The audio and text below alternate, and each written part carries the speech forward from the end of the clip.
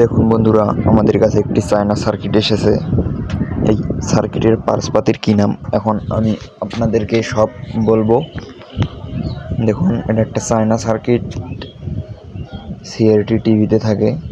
আপনারা সবাই টেকনিশিয়ানরা হয়তো জানেন, ঠিক আছে। এখন এগুলোর পার্টসপাতি কোন জিনিসের কী নাম এখন আপনাদেরকে আমি বলবো।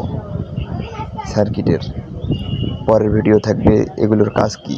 এটা হলো একটি ফিল্টার ক্যাপাসিটার, সার্কিটের পাওয়ারের মধ্যে থাকে।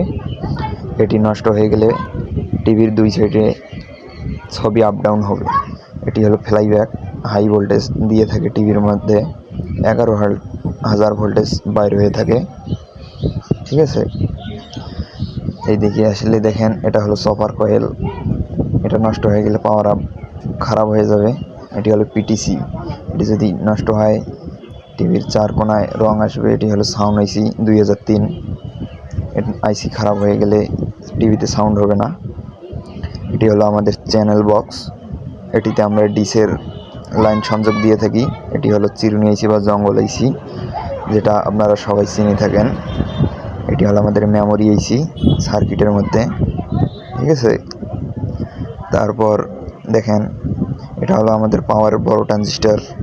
এটা নষ্ট হয়ে গেলে টিভিতে আলো আসবে না, এটার কাজ হলো এই।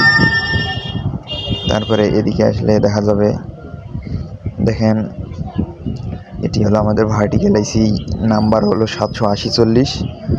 এই আইসি যদি নষ্ট হয়ে যায় টিভির মাঝ দাগ দিয়ে একটি ব্লু রঙের দাগ চলে আসবে, ঠিক আছে।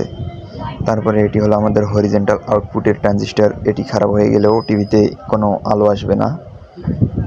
তো বন্ধুরা, ভিডিও দেখে যদি আপনাদের কোনো রকম উপকার হয়ে থাকে তো পাশে থাকবেন। ধন্যবাদ।